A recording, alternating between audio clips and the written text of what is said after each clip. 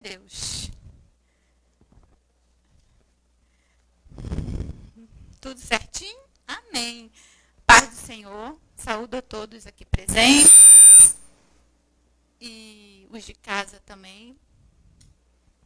Com a santa paz do Senhor. Amém? Glória a Deus. Para mim é um privilégio estar aqui com os irmãos da Batista Central. Porque desde que eu vim para cá, para o Rio de Janeiro, que nós compramos o apartamento aqui, podeis assentar se quiserem, fica à vontade. E eu procurando uma igreja na época para congregar, e Deus me direcionou aqui, né? Meu esposo, inclusive, que achou. E nunca mais saí, gente. Aqui, a presença de Deus ela é muito real. E uma das coisas que mais me chamou a atenção foi que eu lido com muitas pessoas em muitas igrejas. E aqui nós temos assim um casal que de um conteúdo bíblico assim absurdo. Mas o que me chama a atenção e sempre me chamou foi uma coisa chamada a humildade deles. São pessoas que você senta para conversar e é uma humildade, uma simplicidade. E eu conheço pessoas que às vezes não têm tanto conteúdo, mas estão se achando na fila do pão. E eu estava conversando com uma pastora amiga minha e falando, nossa, como pode, né? Tantas pessoas boas, né, de Bíblia, cristocêntricas, com conteúdo, com palavra, e simplesmente não tem oportunidade. As pessoas não querem ouvir. E outras pessoas com agenda lotada, com tanta agenda, que viagem, com isso e aquilo. E quando você para ouvir, glória a Deus, aleluia. Né? Mas realmente é um tempo que parece que as pessoas realmente não querem ouvir a Bíblia. O que a Bíblia tem a dizer, né? Mas a gente realmente está vivendo um tempo que as pessoas querem ouvir o que o coração agrada, né? Então é muito prazeroso estar aqui. E para mostrar, hoje o tema, né? Estava na escola bíblica com a Tereza e tal. E como pode, o Espírito é o mesmo. Porque quando ela me mandou, né, para me dar o tema, eu sou assembleiana pentecostal, imagina, né? Tudo a ver com muita coisa. Mas olha o interessante disso. Aí a gente vê que aqui nós não temos placas. Né? Nós somos um povo. Porque apesar de eu ser pentecostal, assembleiana, quando a gente senta para conversar, eu, Tereza, o pastor, é a mesma visão, a gente pensa igual, é o mesmo espírito, e é impressionante isso. E é assim que eu vejo com Deus, não é? Não é placa, nós somos um povo.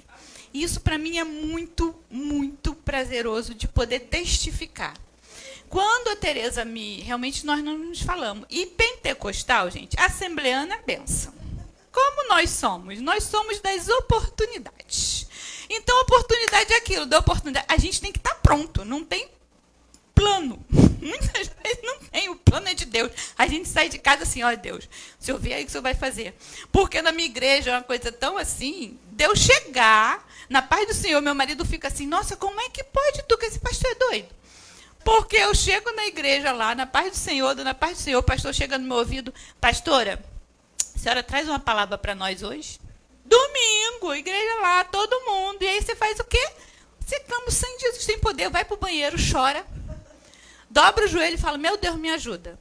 Então, assim, quando a Tereza ligou, qual o tema? Gente, quando eu cheguei de viagem, Deus me incomodou e me deu um esboço de uma pregação. Foi muito engraçado. E eu fiquei, Deus, depois eu anoto isso, porque estou de férias, Jesus, 2 anos de pandemia.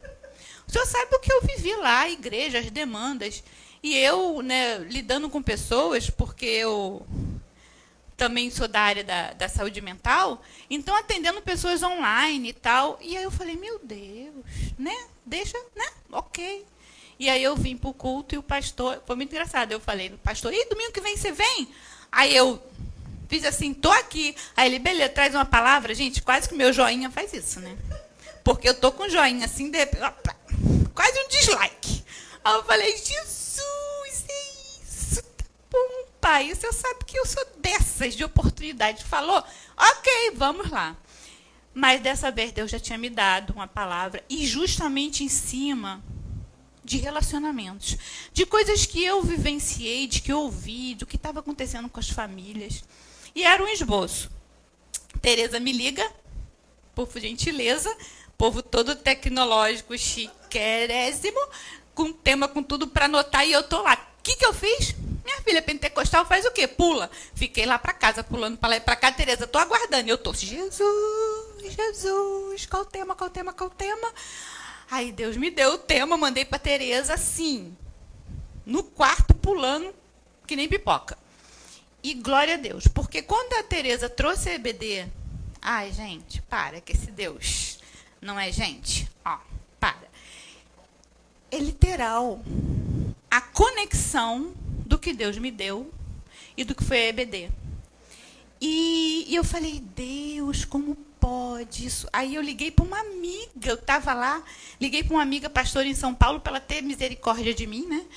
E orar por mim. Ela falou, irmã, eu estava agora de joelho no chão, clamando a Deus, Deus, domingo nós temos que pregar, eu vou orar por relacionamentos entre os irmãos.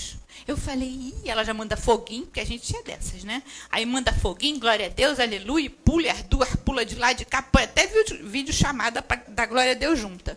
Então, gente, assim, confirmação em cima de confirmação. E eu achei muito bonito isso. Eu dei o texto base, porque eu quero fazer como se fosse um arquétipo em relação a Abel e Caim, em relação à igreja atual. Mas antes eu queria dar um apanhado do livro de Gênesis que eu fiz aqui. Que, gente, a Tereza, na EBD, ela fez o quê? Ela dividiu Gênesis em 3 partes. Aí Deus me deu uma divisão em 2. Glória a Deus, como assim? Né, a apresentação geral que a gente vê em Gênesis, né, que é de 1 a 11. Então, assim, o que a gente vê, assim, um aparato geral em Gênesis, nesse sentido de 1 a 11? Deus começa o quê? Ele toma a desordem e ele transforma em ordem, beleza e bondade. O propósito da criação dos seres humanos, desde o princípio, foi praticamente o quê? Refletir o caráter de Deus no mundo. Ele representa o governo de Deus no mundo. Foi a intenção de Deus. Ok.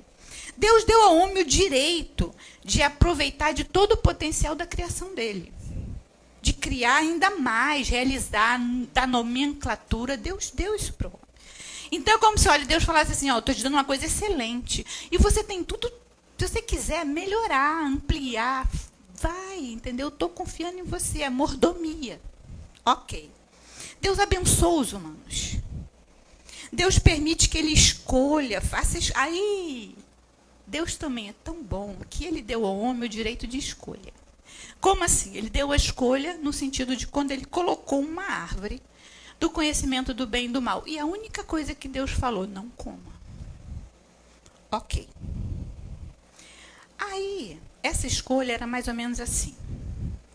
O homem ele tinha a escolha de confiar na definição do próprio Deus do que é bom para ele.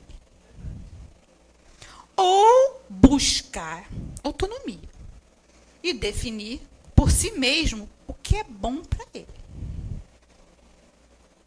Isso foi o grande risco para o homem. O que acontece? Aí nós aparece lá no capítulo 3 o quê?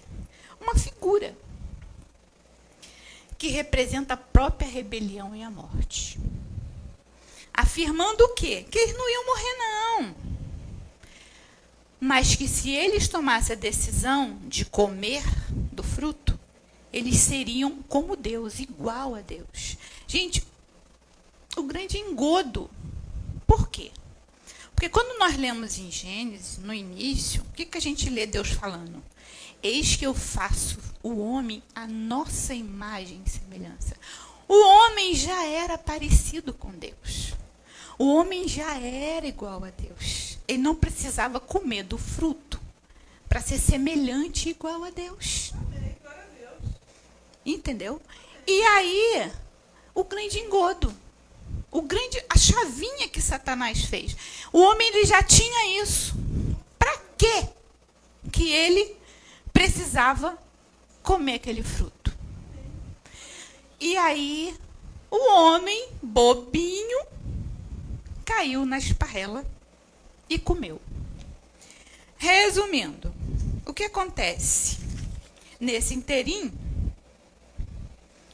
quando o homem escolhe a sua autonomia, instantaneamente tudo fica sem controle. Aí a gente vê a primeira perda acontece nas relações humanas. Por quê? Porque o homem começa a perder confiança um no outro. Os dois se escondem. A primeira queda, o primeiro problema no relacionamento. Eles tinham perfeito com Deus e entre eles. A primeira perda, eles perdem a confiança um no outro e eles se distanciam. Cada um corre para um lugar e se esconde, porque estavam nu e se escondem. Depois eles tentam se esconder de Deus. E aí começa o jogo de culpas, jogando a culpa um no outro. E depois disso, vem as consequências que Deus dá determinando. Serpente, homem e mulher, sentenças. Para a serpente, ele dá a sentença de que ela vai ser esmagada pela semente da mulher, o que é uma ótima notícia. Opa, a minha semente vai acabar com você, ô serpente. Porém, ele também diz que essa serpente vai deferir um golpe nessa semente. Então, o que a gente vê aqui? Aparece a figura, que eles não sabem, de um guerreiro poderoso, que vai pisar nessa serpente. Mas ela também vai deferir um golpe nele, de morte. Vai ser uma coisa forte. Ok. Aí vai indo, né? Aí a gente vê que muita gente fala, o tempo da graça, tempo da graça. O primeiro ato de graça de Deus. Em meio a isso, o primeiro ato de graça de Deus para a humanidade. Ele já lança, olha, vocês erraram, a serpente fez isso, mas eu vou mandar uma pessoa, um guerreiro, que vai acabar com você, serpente. E vai vir justamente dessa mulher que você usou. Amém. Aí as consequências, a partir daí, minha gente, só piora. A coisa piora, porque de 1 a 11, o que a gente vê? A construção de uma humanidade em cima de maldade, perversidade, que de Caim, antes da gente ir, vem Lameque, que Lameque foi um homem perverso, ruim, e ele foi o primeiro homem que quis várias mulheres, teve 2 e maltratava essas mulheres, e daí foi só piorando, só coisa ruim, só coisa ruim. Gente, aquela essência chegou a um nível que Deus chegou, Noé, olhou e viu Noé. Opa, vamos lá. Vamos começar de novo, vamos tentar aqui. Porque, assim, de 1 a 11, a gente vê Deus se relacionando com o homem e com toda a humanidade, com tudo aquilo ali, com toda a criação, com tudo aquilo. Aí vem Noé, aí ele, vamos pegar Noé, ok, um homem íntegro, Noé, vamos fazer isso, começar do zero contigo. Aí acabou que Noé vacilou também. Teve problema, fez uma avinha e bebeu, ficou nu ali, né, pegando a fresca. E aí um filho foi e fez o que era mal, né, com o pai, descobriu a nudez do pai, e o pai foi, a coisa estava indo. Aí lá vem uma palavra de maldição da humanidade, buf. Noé lança a maldição, e aí começa todo descendente de Caim, tudo aquela coisa, Caim não, era Cã. E aí começou de novo, tudo de novo, aquela coisa, até que Deus, como Deus já tinha feito uma aliança com Noé, que não ia mais destruir. E aí Deus, nossa, às vezes tem situação na nossa vida que a gente pensa assim, meu Deus, eu acho que é Deus, olha Deus, o Senhor, quando começou essa história, o Senhor deve ter parado e falar assim, caramba, onde é que eu me meti? Tem situações que a gente vai, que a gente se mete, e que tem uma hora que a gente fala assim, Deus, o que eu estou fazendo aqui? Se eu não tivesse começado, se eu não tivesse feito. Mas a gente já está numa situação que parar e retroceder não é opção. Tem que ir, cara. E aí é tentando uma estratégia, clamando Jesus. E ir, que agora é para frente. E eu falei, Deus, o Senhor se meteu aí na situação, e tá ele. Aí o que ele faz? partir do 11, para. Aí tem um período e vem o 12. Do 12 ao 50, que é o final, o que assim que a gente percebe e vê? De 1 a 11, Deus, ele se relaciona com o homem, com toda a criação. Do 12 para lá, o que ele faz? Vou mudar isso aqui. Eu vou me relacionar com um homem e a família dele. Os descendentes. E vou deixar bem claro regras e normas que estarão dentro disso. Se a sua família e seus filhos seguirem isso aqui, estou com vocês. Se vocês não seguirem, a consequência é essa. Pronto, acabou. Então, eu dividi esses 2 blocos de relacionamento de Deus com o homem, no primeiro instante, e depois, no segundo instante, que aí foi de aliança pessoal com o homem e a descendência dele. Então, a coisa entre mim, você e sua família. Se os filhos quiserem continuar comigo, beleza. Se não quiser, a consequência é essa. Então, a Tereza dividiu em 3 e eu fui meio por esse caminho dos 2, para dar um apanhado mais ou menos geral do livro de Gênesis, né? E é muito engraçado que eu estava em casa, né? Eu estava, ai Deus, pregar lá na Tereza, o senhor sabe, né? Que o povo lá é danadinho. Aí, o que eu fiz? Eu falei, Deus, o senhor me prepara. Eu vou fazer que nem Adonias, vou segurar nas pontas do altar, que ninguém me larga daquela ponta do altar, para ter misericórdia de mim. O povo que está em casa, por favor, tenham paciência, porque eu sou pentecostal, meu filho. Eu vou na revelação da palavra e tem coisa que é aquilo, né? Tenho paciência. Aí eu falei, Deus, eu vou segurar naquela pontinha do altar que ninguém vai me tirar. Vou ficar que nem Adonias até o senhor ter misericórdia da minha vida. Porque, gente, eu vou para lá, eu vou para cá. Quando eu vejo, eu estou pregando, aí meu marido fica assim, mulher, sossega, tu tá só de um lado, vai para o outro. Eu falei, meu filho, me deixa. Aqui eu tenho que me controlar para ficar aqui na pontinha do altar, né? Então, eu gostaria, vamos lá... também eu estava pensando, por que relacionamentos? Porque quando eu fiz o meu TCC... quando eu fiz a psicanálise clínica, né? Aí eu fiz um TCC ligado justamente a relacionamento. Então, o meu TCC foi em cima de relacionamento de mãe e filha, né? Porque existe um relacionamento humano, praticamente ele começa nessa primeira essência, pai, mãe e bebê. Então, aí, quando há elementos faltantes nessa triangulação, dá problema para frente, para a criança e para o resto dos seus relacionamentos. Então, eu fiz o meu TCC em cima disso, relacionamento mãe e filha, porque, gente, quanta treta, mulher é treta, né? Ministério feminino é treta. Mãe e filha é treta dobrado, gente. É uma benção. Só ver os pais assim, pastor, eu falei, que garoto? Tá difícil. Eu falei, imagina. Então, é muito difícil essa quase competição dessas leoas. Então, eu fiz um TCC em cima disso, de relacionamentos. E aí eu botei a gênese dos relacionamentos, gente, porque a nossa gênese, até como bebê, começa assim. E Deus, ele começou a gênese de tudo. Gente, a gente vê o livro de Gênesis, tudo o que está ali, tudo o que foi determinado, até para as famílias, né, o que foi dito, quando o próprio Jacó chama os 12 filhos, tudo aquilo que ele abençoa e fala, a gente vê cumprindo-se lá em Josué e dali para frente. Cada um deles seguiu a risca tudo aquilo que foi dito lá. Então, nossos relacionamentos na nossa vida, tudo tem uma gênese, tem um início, tem um começo, né?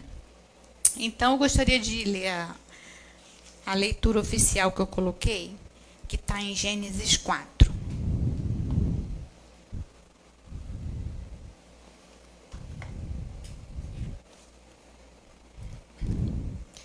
A minha versão, ela é revista, né? Revisada, é antiga. Eu tenho amor, gente. Quando eu fiz teologia, é muito engraçado. O povo, a gente faz teologia, a gente compra trocentas Bíblias. Cada um diz que a Bíblia é melhor, de estudo é essa. Minha filha, eu tenho lá católica, eu tenho tudo, tá lá. Eu tenho umas 10 Bíblias. Aí, quando eu vou pregar, fazer qualquer coisa, eu tô apegada ao passado. Tô eu, a minha Bíblia toda caquética, que eu falo assim, Deus fala comigo aqui nela, gente. É diferente lá, eu fico perdida nas novas e eu fico em casa com as velhinhas. Então, quando eu vejo que eu viajo, eu trago as minhas velhinhas. Então, vocês me desculpem se estiver diferente aí de vocês. Então, Gênesis 4, de 1 a 7, diz assim: E conheceu Adão a Eva, sua mulher. E ela concebeu e teve a Caim. E disse: alcancei do Senhor um varão. E teve mais a seu irmão Abel. E Abel foi pastor de ovelhas. E Caim foi lavrador da terra. E aconteceu ao cabo de dias que Caim trouxe do fruto da terra uma oferta ao Senhor. E Abel também trouxe dos primogênitos das suas ovelhas e da sua gordura, e atentou o Senhor para Abel e para a sua oferta. Mas para Caim e para a sua oferta não atentou. E irou-se Caim fortemente, e descaiu-lhe o seu semblante. E o Senhor disse a Caim: por que te irastes? E por que decaíste o teu semblante? Se bem fizeres, não haverá aceitação para ti, e se não fizeres bem, o pecado jaz à porta, e para ti será o seu desejo, e sobre ele dominarás. Eu gostaria de fazer uma oração antes de a gente continuar. Pai amado, em nome do seu amado Filho Jesus Cristo, Senhor, eis-nos aqui na tua presença. Obrigada, Deus, por essa palavra. Fala conosco, Senhor, aquilo que tu queres para esta noite, Pai.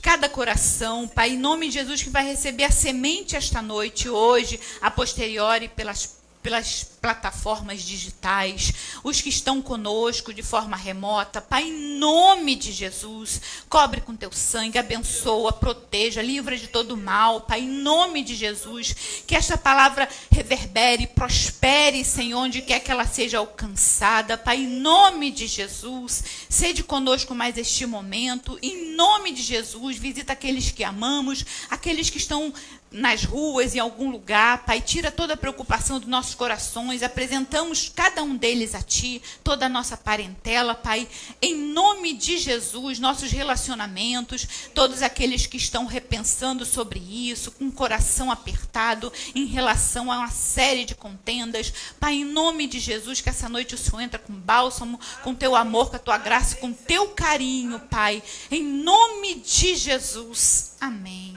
Glória a Deus. Então, assim, agora vou como pentecostal, né? Eu tenho umas coisas que eu quero falar, mas assim, uma revelação que Deus me deu na palavra, coisa de pentecostal, revelação na palavra, oh glória. Então, aqui nós vemos 2 irmãos e 2 ofertas. Muito se ouviu falar sobre isso. Aí eu fiquei pensando sobre essas ofertas. Ok.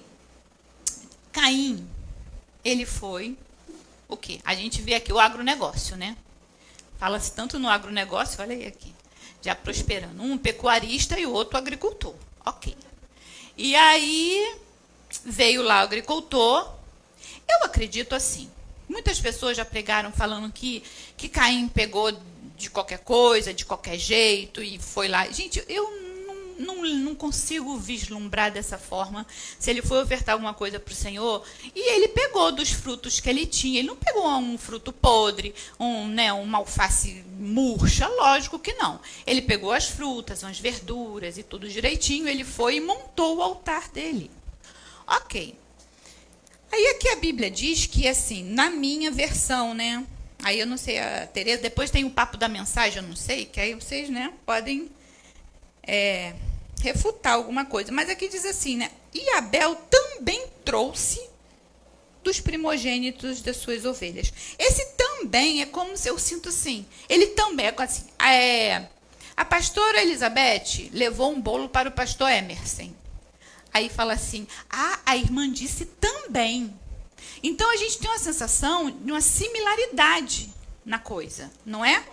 Então, não é dizer, então, se Abel levou também dos primogênitos, é sinal que Caim também levou alguma coisa boa, né? Só que aí o que aconteceu? Ele montou todo o altar dele fit, né? Caim foi extremo fit, e Abel fez o quê? Abel pegou um pobre de um bichinho, um filhotinho menino, esquartejou o bichinho todinho, cortou ali e botou e pendurou e botou as vísceras para cá, gordura para lá, aquela coisa toda, aquele sangue rolando. Imagina quando ele terminou, minha filha, ele praticamente um serial killer. E aí a gente fala assim, nossa, Deus se atentou para Abel. E aí a gente para, lógico, por quê? Porque, de certa forma, Abel já estava assim, preconizando o que Jesus ia passar, gente. Né? Jesus na cruz estava literal daquele jeito, cara. Acabado, sofrido, rasgado, com as vísceras, tudo rebentado. E aí, a gente vê o quê? Eu vejo duas coisas, né? A divisão hoje em dia, que a gente tem que parar para ver, e a gente tem visto muito isso, uma coisa chamada ética e estética. Esteticamente, a oferta de Caim era extremamente agradável. Imagine hoje em dia, se a gente está num lugar que a gente tem que escolher um lugar para nós irmos, e como se ouvir a palavra de Deus, se sentir feliz, agradável, esteticamente, Caim tinha coisa melhor para oferecer. Mas a ética estava justamente em torno de todo aquele sangue e tudo aquilo que não é bom, agradável aos olhos do homem. Porque a gente vai, né, Deus não vê como o homem vê. E ali a gente vê isso. Abel teve a ética. É o que a gente hoje não está tendo. A gente está se ligando muito na estética, cada vez mais na estética. Seguindo essa linha, a gente também vê a questão da diferença do caráter e da reputação. Ter reputação é bom, sim, mas o caráter é diferente.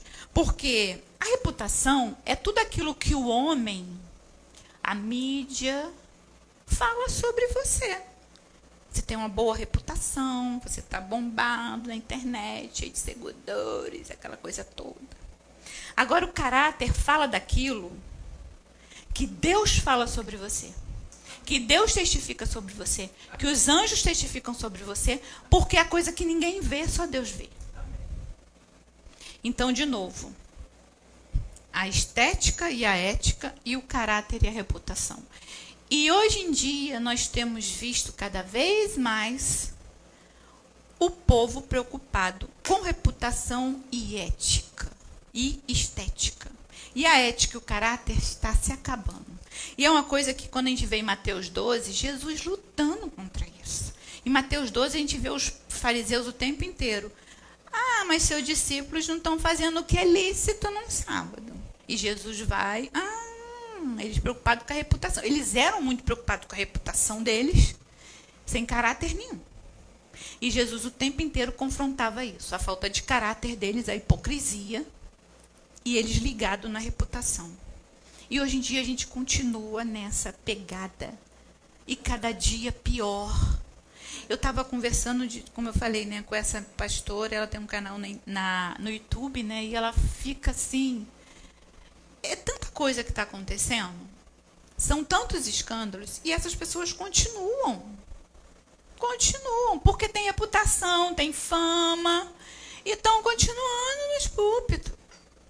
Né? E aí a gente vê que nós temos que permanecer como os remanescentes fiéis. Por mais difíceis que seja, doloroso, é o que eu falo, retroceder e parar não é mais uma opção. Por mais difícil que seja, muitas vezes, permanecer, porque a gente fica vendo tanta coisa e parece, poxa Deus, sério isso? Mas não. A gente tem que... Nem que Abel morreu. Pagou o preço? Pagou. Mas a gente está lutando, gente, a gente ir para a glória. Para a gente ir para o céu com Jesus. Né? Então, é isso que eu falo. Independente de qualquer coisa, do mundo e de tudo que estão apresentando, a minha meta, o meu desejo, eu falo para o meu esposo, eu quero ir para o céu, gente. Eu quero ir para o céu. Eu não sei o que Deus está fazendo aqui, se está certo ou errado. Muitas coisas nem me abalam mais. Eu não me escandalizo com nada, porque, olha, são histórias que a gente em gabinete pastoral escuta, que a gente, em questão de análise, escuta. E, gente, Aí o que a gente vê também aqui, gente? Presta atenção. São dois irmãos dentro de casa que serviam ao mesmo Deus. E os dois estavam se perdendo, se acabando. E também Caim, quando ele chamou Abel para matar, a gente vê também muito isso. A gente tem que tomar cuidado até com quem a gente segue, mesmo sendo irmão.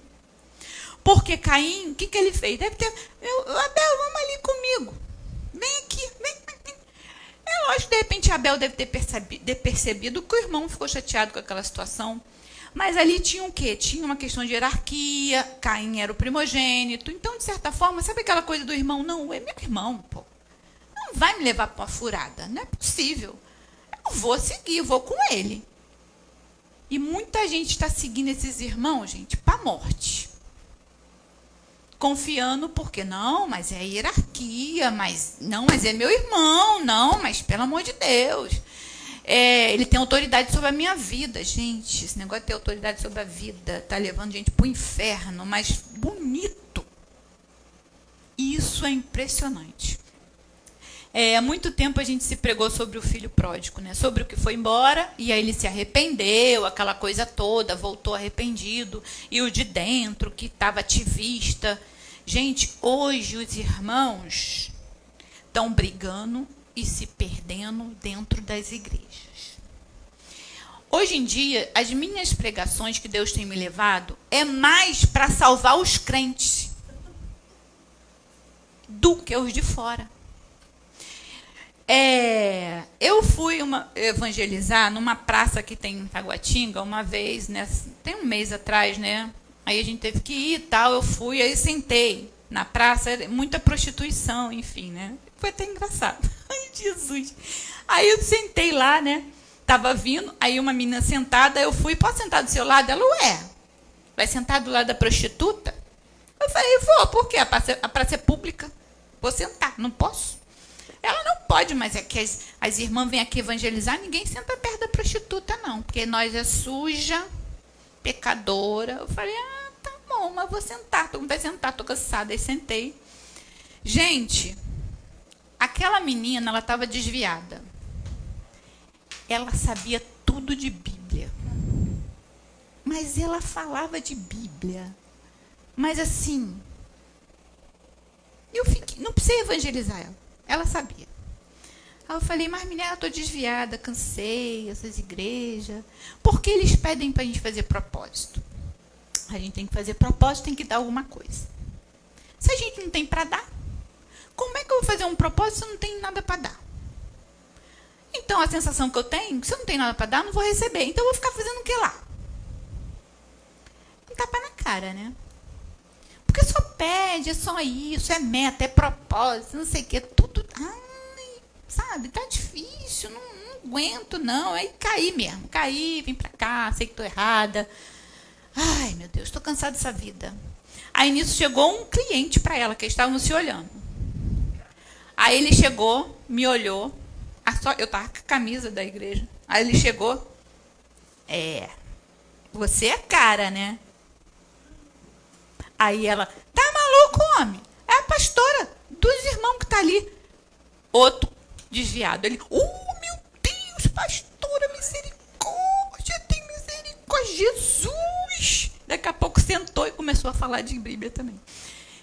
E resumindo a ópera, ele, não, vou embora para minha casa depois dessa. Meu Deus, tem misericórdia da minha vida, me perdoa, Deus, meus pecados, tem que voltar para Jesus, saiu andando sem graça. Ela, perdi até a vontade, também vou embora para casa, vou pegar um ônibus ali. Pastora, que é isso, não sei o quê. Então, a gente vê que os de fora está até mais fácil de lidar, mas os de dentro estão se perdendo. E realmente eu vejo que Deus, nesses últimos tempos, Ele está querendo salvar o povo dele. Está querendo salvar. E as pregações tá que nem... Porque a Bíblia, se a gente for ver os evangelhos, Paulo ele tinha problema mesmo com os de dentro. As cartas, de certa forma, eram os de dentro, para organizar que eles estavam tudo bagunçado. né? Os problemas que eles tinham com ali, um fariseu, um judaizante, liberalia, aquela coisa toda, era pouco. O frevo mesmo era com os de dentro. Gente, como pode? Estamos aqui desse jeitinho. O frevo está com os de dentro. A irmã que não fala, outra que não fala, outra que fala. Gente, é uma fofocaiada. E eu sou desse meio de congregação grande, né? De ministério, aquela coisa toda. E eu tenho que pisar em ovos o tempo inteiro, paciência. Então, gente, o tempo está muito complicado. Essa pandemia, ela, nos relacionamentos, a gente para pensar, né? Era para ter melhorado, né? Aí o povo diz, muita gente falando, não, que melhorou, que a gente se aproximou. Gente de Deus, o povo não estava se tolerando. E aconteceu uma coisa muito interessante com os jovens e com as crianças, que é uma coisa chamada assim, o isolamento dentro do isolamento. Como assim? Os pais foram para remoto, em casa, e eles tinham que trabalhar. E as crianças, o quê? As crianças tinham que ficar em casa, né? Fica em casa, não vai para a escola, aquela coisa toda. Então, o espaço que elas tinham é a casa delas. Ok. Só que aí os pais tinham que trabalhar remoto. E o que os pais fizeram? Vai para o quarto. Então, as crianças, dentro de isolamento, tiveram que se isolar dentro de um quarto para os pais poderem trabalhar. Acabou que quando tudo isso acabou, de certa forma começou a sair, muitos pais hoje, muitas famílias estão com dificuldade justamente de tirar os filhos de dentro do quarto. Aqueles que já estavam há muito tempo, com aquela coisa de internet, potencializaram mais ainda esse isolamento e essa coisa de ficar dentro do quarto. E eles não querem mais sair, os pais não sabem o que fazer para tirar os filhos do quarto e do computador. E as crianças, os jovens se automutilando. Gente, está uma treta. Né? Então, assim, essa pandemia ela veio nos mostrar muitas coisas. E até o relacionamento que eu falei que era para estar melhor, ele piorou, porque as pessoas não conseguiam se conviver. E aí que a gente vê que muitas coisas aconteceram. Divórcio, separações, brigas, contendas, uma série de coisas. Por quê? Porque as pessoas estavam acostumadas, o que a gente chama mecanismos de defesa. Então, o mecanismo de defesa do ego, né, do ser humano, é justamente a fuga. Então, coisas que eles podiam fugir para não resolver em casa, eles automaticamente projetavam em outra coisa, para uma viagem. Então, eles não podiam usar mais esses mecanismos de defesa, de projeção, de sair, de fuga, e eles tiveram que conviver, e aí houve o choque dos problemas. Sem contar que muitas pessoas tiveram que lidar com os seus gênesis, com as suas origens, tipo assim, ter que remexer em coisas que estavam guardadas há muito tempo e elas não estavam a fim de ver. Tem um autor, né, que chama Jung, e ele escreveu um livro, né, falando sobre as nossas sombras, as sombras do ser humano. Porque tudo aquilo que a gente sabe, que nós sabemos de nós mesmos, ele pontua como se fosse assim, um mar à noite e você num barquinho com uma lamparina. Então, o que o ser humano sabe de si é o que está nesse barquinho, nessa luminária. Todo o mar em volta é o inconsciente que ele mesmo não conhece de si. São suas sombras. E é difícil de lidar com essas sombras. E aí, o que aconteceu foi isso. As pessoas têm que lidar com as suas sombras, com o seu inconsciente que vem com coisas que eles não estavam sabendo lidar. E isso estava... Aí me traz a lembrança que a Bíblia, ela sempre nos apresenta Jesus, né, quando fala Jesus num barco. Então, se nós, seres humanos, estamos nesse barquinho com apenas essa lamparina, em meio a esse mar de escuridão e incertezas, nós temos que nos apegar e ter a certeza de que Jesus está nesse barco. E quando nós vemos em Gênesis, lá no início, capítulo 1, né, o caos, as trevas, e Deus, a primeira palavra que Deus diz, haja luz. E é essa luz que nós temos que contar nesse barquinho. Porque a sua face consciente daquilo que você conhece é esse barquinho, vai ser esse barquinho e essa lamparina. Então, para você navegar nesse mar das suas sombras e das incertezas que o mundo nos dá e tem nos dado, em meio do que nós estamos vivendo, de tudo que vai, que vem, que fecha, não fecha, e daqui para frente, nesse ano, o que vai acontecer, a certeza é, nós estamos nesse barquinho, mas o tempo inteiro a Bíblia nos afirma que Jesus está nesse barco. E que Deus sempre grita, haja luz. Amém. E essa luz sempre vai estar conosco. Porque Deus nos fez luz. Se nós somos luz, nós temos que usar essa luz também. E essa certeza de que nós estamos seguindo nesse barco e que nós vamos atracar onde Deus quer.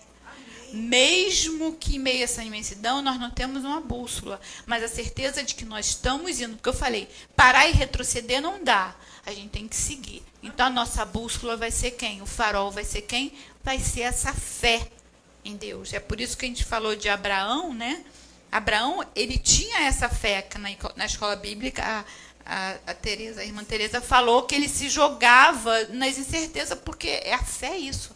É a certeza nas coisas que não se vê. Então, nós estamos vivendo um momento literal. E a certeza, até muita gente falando, até pessoas que não eram incrédulas, e falando, gente, as pessoas conseguem ter fé, estão se saindo melhor em meio a isso tudo. E a questão das igrejas, da gente não está conseguindo ter unidade, é uma coisa tão triste. Por quê? Porque eu estava vendo a história do Afeganistão, né, e lendo a respeito, e aí gente, os Estados Unidos, ele ficou 20 anos no Afeganistão tentando ensinar aquele povo uma coisa chamada nacionalidade.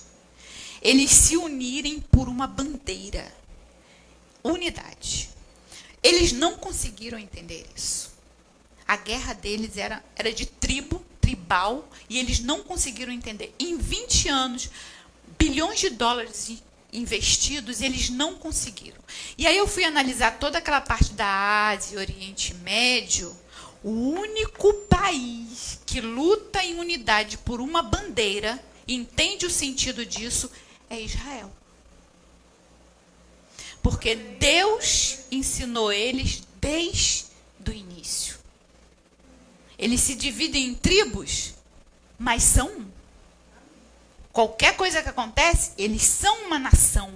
E todos em volta não entendem o que é nação. Só entendem o que é a sua tribo. Hoje, no século XXI. E aí a gente vê que nós, como povo de Deus, nós temos que aprender isso, como eu falei. Nós somos um povo, nós não somos placas. E nós estamos agindo como povo do Oriente Médio, da Ásia, cada um com a sua tribo, cada um com as suas verdades, e não entende o conceito da unidade. O que é essa força da unidade? Independente de onde a gente esteja, independente se eu sou pentecostal, pule e salto e o outro fica sentado, mas nós somos o mesmo povo, com o mesmo Deus, seguindo uma mesma direção, e o que a gente tem visto é uma vergonha alheia, quando a gente vê irmãos falando de irmãos, chamando de esse desgraçado, esse isso, esse aquilo. Eu não consigo falar isso nem de uma pessoa em situação de rua, ainda mais um irmão em Cristo, e não é nem por conta de que não toqueis em meu ungido, que isso também para mim me cansa, mas por uma questão de ser bíblica e o que Deus nos preconizou para sermos. Como ele falou para Abraão, abençoarei os que te abençoarem. Então eu não vou amaldiçoar ninguém, porque eu não sei quem eu estou fazendo isso. Então, gente, é uma coisa que eu tenho vivido muito, né, nesses momentos, e está muito difícil. E eu fico pensando, gente, vamos ser... É uma coisa assim, outra coisa que eu tenho visto é a questão da tecnologia. A tecnologia, a gente vê ao longo da história também que, em grandes momentos de pandemia e grandes guerras, duas coisas cresceram. Ciência e tecnologia. Sempre esses dois tópicos avançaram gigantemente. Ok. Mas agora a gente está numa época que é muita informação, né? A coisa está muito fluida, muito rápida. Eu estava vendo uma pesquisa, eu gosto de pesquisa, acho o máximo, falando assim, que as pessoas mais antigas, elas dizem que o tempo dela era melhor, e a gente fala muito, nosso tempo está passando rápido, meu Deus, né? E realmente a gente fala, não, a Bíblia diz que Deus abreviaria, porque senão o povo vai se perder de vez.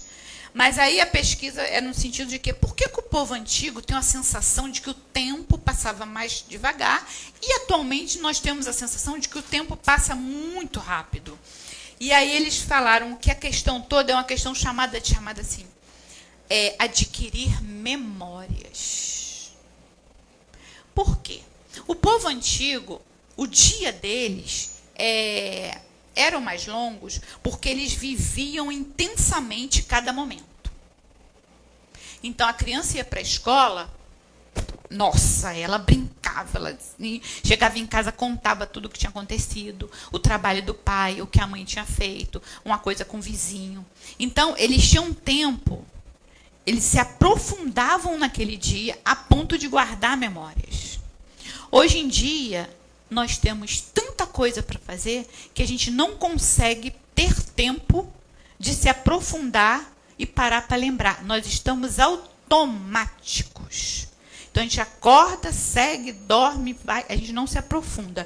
O cérebro ele tem uma questão que é o hipotálamo, né? Sistema parasimpático, e que, para você acalmar suas emoções e guardar a memória, você tem que se aprofundar em alguma coisa.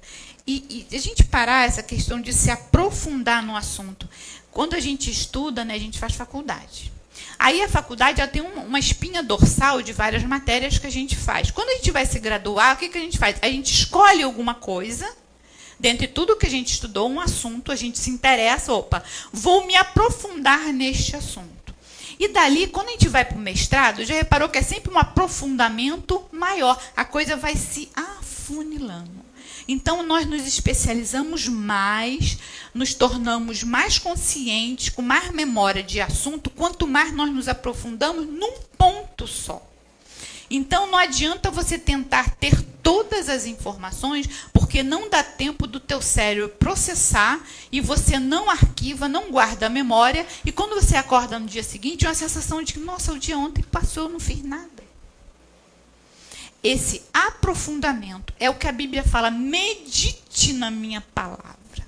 Então, meditar é se aprofundar em algo e você fixar, dá tempo para o teu cérebro fixar. A coisa fica muito fluida. Então, essa coisa do dedinho assim, ó, é o alimento, como se estivesse só passando a língua. Você sente o sabor, mas você não se nutre, porque você não engole. Então, o seu dia passa, a sua vida passa e parece que foi. Então, essa pesquisa concluiu isso. Essa fluidez está levando ao ser humano raso. A tecnologia, a automação, tudo isso que está levando é perigoso. Está perigoso, né? Então, é uma pena porque é uma geração que está para isso aí. E é o que a gente fala, que assim, cabe à família, os pais, né, tentar ter tempo, até para essa geração ter memórias da família. A família tem que conversar, porque as coisas vão se perdendo. Eu conversando com pais, e ele falando do filho, o filho não conversa com ele, e aquela coisa, não sei o que eu faço, não sei o que, aquela coisa toda, um pai, ele empresário, a vida muito corrida. Eu fui conversar com o filho falando, não sei, que eu sou de um jeito, eu fico sentindo umas coisas, às vezes eu me sinto diferente dos meus colegas, não sei. A sensação de pertencimento ele não tinha, é por isso que está acontecendo com muitos jovens. Eles querem ter uma sensação de pertencimento que ele não se acha em casa, então ele vai buscar em clãs na rua, na internet. E aí, quando ele falou coisas que ele sentia, eu tinha conversado com o pai, a gente sempre pergunta, como é que foi sua infância, como é que foi sua adolescência, a gente, né, pergunta. E o pai começou a falar, não, quando eu era adolescente, Eu era assim, assado, cozido, era meio assim, meio distante, meio quieto, não sei o quê. Ele estava descrevendo o filho. Aí, o que é isso? Eu peguei e falei assim, você já conversou com seu filho? Porque, às vezes, aquilo tudo que ele está sentindo, ele tem que sentir que vem de algum lugar. Tem uma origem, ele pertence a algum grupo. E ele não sabe, de repente, que você passou por isso também. Aí eu falei, testa um dia, senta para comer, mas não diz direto. Começa a conversar com seu filho. Eu falei que antigamente eu tenho vizinhos que são árabes e judeus, e é engraçado quando o pai chega, né? Eu estava na casa dela, e o pai chegou, as crianças estavam no quarto, todas elas saíram do quarto, sentaram na sala com o pai. E começaram a conversar como é que foi o dia dela, que elas fez, o pai falando também. Achei aquilo o máximo. E aí ele fez o teste, e ele veio conversar comigo, porque ele estava na sala, um domingo lá no churrasco. Aí ele começou a falar, nossa, pai, conversando com o pai. Lembra, pai, quando eu tinha 15 anos, que o senhor fez isso comigo, e eu era desse jeito, não sei o quê. Ele disse que o filho estava no celular, e de repente o filho parou, e começou a prestar atenção no que ele estava falando. E ele continuou falando, e o filho botou o celular na mesa e ficou olhando, ouvindo a história. E aí, assim, o que ele notou? O filho está mudando. E está se aproximando mais dele. Querendo saber mais dele. Da adolescência dele. Pai, não sei o quê. E como é que você fez? O que o vovô fazia com você? Não sei o quê. E tal. Então, está se faltando isso também nas famílias, né? Essa coisa da gente... Nós temos uma herança genética de sentimentos, de uma série de coisas, e também uma coisa que acalma o ser humano, outra pesquisa, eu acho a louca das... Quando ele entende uma situação, ele acalma as emoções dele. Hormônios nocivos, como os cortisol, ele diminui o nível, até taquicardia, quando ele consegue entender um processo que ele está passando. Então, a gente parar para tentar se entender, se conhecer, ajuda nesse processo, sem precisar de remédios, porque todos os remédios que muita gente toma são todos hormônios que nós temos. O problema é que eles ficam disfuncionais dentro da gente, né?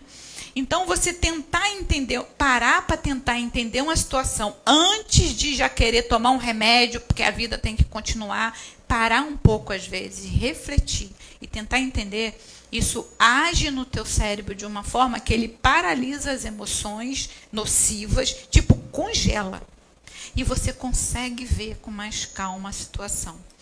Então, isso também acontece, às vezes, com as famílias. Se conhecerem, esse jovem, conhecerem mais os pais, as histórias do pai, e aquilo ali fazer bem para eles, porque eles sentem, nossa, eu não estou louco, eu não sou, né? Não, eu estou sentindo isso, meus amigos não são igual a mim, da onde isso veio? E aí o pai, não, é do meu pai era doido assim também, que nem eu. Então, isso faz diferença também para as crianças, né? E outra coisa que a gente ouve demais hoje é essa questão, né? O povo, em meio a isso tudo, o que mais a gente ouve, né? Teve um congresso agora há pouco tempo, e a palavra-chave foi, todo mundo que chegava em análise ou em uma série de lugares, a palavra é, estou cansado. Estou cansado. A pessoa nem sabe de que está cansada, mas está cansada. Estou cansado, estou me sentindo desanimado, estou apático, uma frieza, uma desesperança. Está assim. E aí a gente vai lá, né, para Mateus 11, 28, né? Vinde a mim, todos estão cansados e sobrecarregados, eu vos lá aliviarei. De novo, Jesus vindo e falando, olha, estou aqui, estou no barco, sou a solução, vinde a mim, que eu vou ajudar, né? E isso é uma coisa que as pessoas na igreja não estão mais querendo participar de nada também. Vocês acreditam? Ministério, essas coisas, o povo está entregando, não quer mais participar, desestimulado, está assim, uma luta. E sem contar que a questão, como eu falei, está criando-se muito o quê? Então, para a pessoa se interessar e gostar, então está se formatando a igreja aos desejos humanos. Desejo esse que Deus falou que muitos deles nós temos que conter, como falou para o próprio Caim, está na sua porta, mas contém esses desejos. Não, nem todo desejo, como Paulo disse, aquilo que não quero tem que fazer, né? E aquilo que eu não quero eu tenho que fazer. Aquilo que quero eu não posso fazer. Então, as igrejas não podem se moldar, né? Ela foi feita para ela fazer a diferença no mundo. Amém. E o mundo, ela está se moldando a tudo que o mundo manda. Tá como diz o meu pastor, tá um salseiro, né? Das pessoas, as inclusivistas, as progressistas. Gente, vamos continuar sendo cristocêntricos, biblicistas. E é uma coisa que a gente vê que Caim ali também nessa queda, a falta de arrependimento. Primeiro ser humano que Deus chegou e falou, o que você fez? E ele não se arrependeu. Né? E o arrependimento para Deus. É por isso que fala, Davi, um homem segundo o coração de Deus. Mas, gente, sério isso? Mas o que tinha em Davi, que agradava a Deus, é que quando ele errava, ele admitia, mas no nível, ele falou, pequei contra o Senhor, vacilei mesmo, estou lascado. Né? Então, é essa humildade de chegar diante de Deus com essa... mas não é um arrependimento, não, mas eu me arrependi. Gente, arrependimento genuíno, ele dói na alma. Dói no seu coração, uma dor profunda que você... Como é que eu fiz isso com esse... Meu Deus! Reconhecer a grandiosidade de Deus. Quem é esse Deus? E eu fazer isso, menina, é dor. Não é só, me arrependi, desculpa aí. Não. Então, Davi tinha isso. E o homem, lá na Gênesis, entrou com essa falta de arrependimento, e arrependimento para Deus é tudo. Então, como eu estava conversando com a Tereza, é um tempo realmente que Jesus falou que João Batista, outro, não ia nascer de mulher, porque se ele não tivesse falado isso, precisava pelo menos mais umas 2 dúzias hoje em dia, para jogar nas igrejas e fazer ele gritar, arrepender, porque a gente vê nas igrejas o povo, não, vai vir avivamento. Gente, avivamento sem o arrependimento não rola. Então o povo está todo feliz que é o tempo de avivamento, mas ninguém fala do arrependimento, né? Então que nós possamos refletir sobre isso. Eu não quero me alongar muito, né?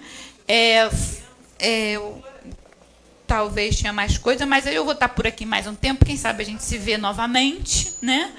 Então, eu queria agradecer muito a oportunidade de Deus de estar aqui com vocês essa noite, que essa palavra reverbere e faça vocês repensarem, ter esperança, independente, sabe, que as portas estreitas, Deus está de olho nelas. Essas portas que estão aí muito grandes, cheias de holofote, gente...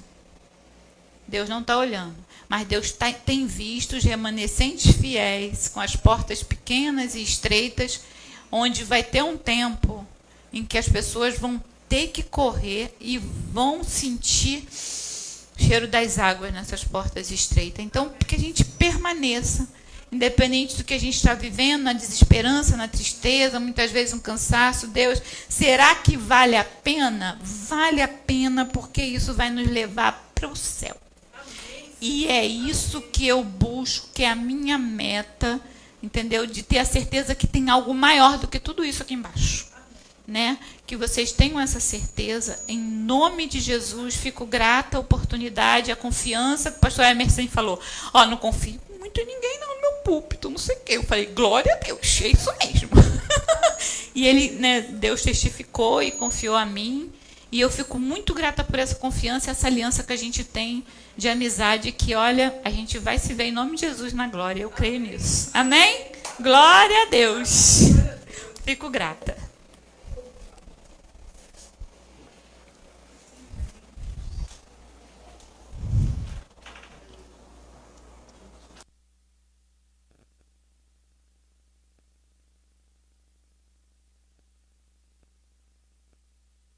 Amém. Pastora Beth, bênção, que bênção. São verdades que a gente tem acompanhado Aí, Tereza, desliga. Está dando uma. Tá. São verdades que a gente tem acompanhado. É uma realidade. É uma realidade realmente. E o que a irmã trouxe, assim, testifica, né? O Espírito testifica. O Espírito testifica porque a gente é isso mesmo, né? E aí, então, muitas vezes, muitos, né, pegando um gancho aqui, né, da irmã, estou falando porque eu às vezes me sinto assim, mas Deus, me sinto assim como? Né?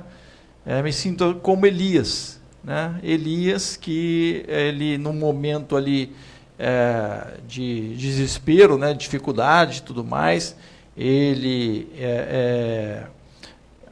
vai se retirar e tudo mais, e aí Deus vai falar com ele, vai falar assim, olha, e aí ele vai falar, né, ele vai fugir lá de Jezabel, e então Deus vai então falar com ele, o que você está fazendo aqui, né? Aí ele vai, não, Senhor, né, eu estou servindo aí, mas a coisa está estreita, só tem adorador de Baal, né? Só tem Baalins aí para tudo quanto é lado. E aí Deus fala para ele, fala assim, olha, se você fica tranquilo, volta lá, né? Foi quando ele volta que vai desafiar os profetas de Baal, volta para lá porque eu separei, né, 7.000 que não se dobraram os joelhos a Baal. Então, às vezes, a gente fica achando que é só a gente que está nadando contra a correnteza, né? Nadando contra os tubarões, nadando contra a correnteza, uma enxurrada de lama, né? Como essa que a gente viu lá foi em Brumadinho? Não, foi em outra cidade, né? lá de Minas Gerais, mas enfim, aquela de Brumadinho, né? E que também aconteceu, que está acontecendo lá em Minas, vamos orar por Minas também. Mas no sentido espiritual, a gente vê isso e isso vai nos incomodando, mas Deus, ele começa a levantar e começa a nos mostrar, né? Eu estava numa dessas, foi até num papo da mensagem, né, Tereza, que a gente estava falando, e aí uma irmã escreveu, estava ouvindo, né, assistindo, escreveu, pastor, nós e a nossa igreja aqui também temos lutado, no caso era contra essa questão que é muito forte, né, do espírito capitalista, né, do capitalismo.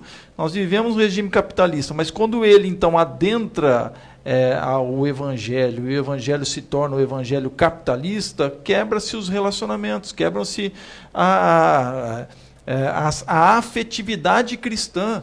Nós precisamos, né, nós vivemos um regime capitalista, nós precisamos do dinheiro como troca, mas quando então as trocas das relações, as relações afetivas cristãs, elas estão ligadas porque há um interesse capitalista, né, há um interesse de um ganho e um ganho de capital, aí não se tem mais uma relação social e não se tem mais uma relação justamente de afetividade cristã.